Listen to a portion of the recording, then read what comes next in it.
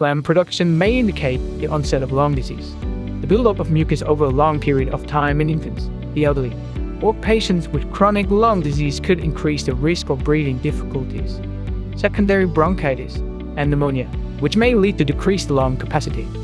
There are various respiratory diseases, which affect all ages in our lives that can negatively affect your everyday life. For healthier lungs, there's Big Breath Double Action V-PEP IMT for me and my family. It helps to effectively get rid of phlegm and mucus in the lungs when I exhale. And it improves breathing difficulties and my cardiovascular endurance by strengthening the diaphragm while exhaling. It is light, easy to use anytime, anywhere with an ergonomic grip,